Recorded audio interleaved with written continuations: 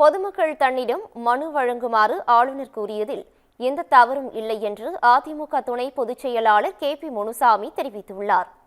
அதிமுக தாவேகா இணையம் என பேசுவதை நிறுத்திக் கொள்ளாவிட்டால் ஆதவ் அர்ஜுனா மீது சட்ட நடவடிக்கை எடுக்கப்படும் என்றும் அவர் எச்சரித்தார். இதுபோன்ற சந்தர்ப்பவாதிகள் சொல்லுகின்ற கருத்துக்களுக்கு முடிவு கூறுகின்ற வகையில்தான் ஆதவ் அர்ஜுனாவிற்கு நான் ஒரு எச்சரிக்கை விடுக்கின்றேன்.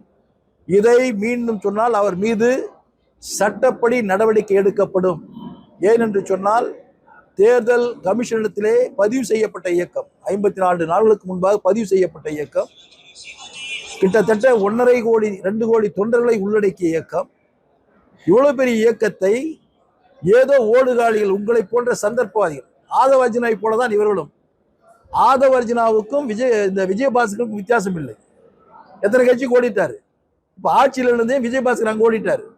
நாளைக்கு இந்த விஜய ஆட்சியில் இருந்தா விஜய காலி பண்ணிட்டு வேற எங்கேயாவது ஓடுவாங்க. அது மாதிரி கூட்டம் மக்கள்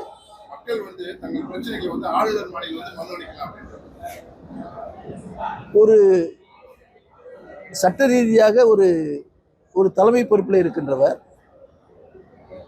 அரசு மனுவின் மீது சரியான முறையில் செயல்படவில்லை என்று சொன்னால் தன்னிடத்திலே மனு கொடுக்கிறோம் என்று சொல்வது தவறில்லை. சில அதிமுக அண்ணாமலை பொதுச்செயலர் ஆகணும், தலைவர் ஆகணும்னு சொல்லி சில இடங்கள்ல அதிமுக தீர்மானம் போட்டு சொல்றாங்க. ஊடகம் சொல்லிட்டு உண்மையா? இப்போ நீ வேணும்னே ஒரு கேள்வி கேட்குறீங்க, ஆனா அது பதில் சொல்றேன்.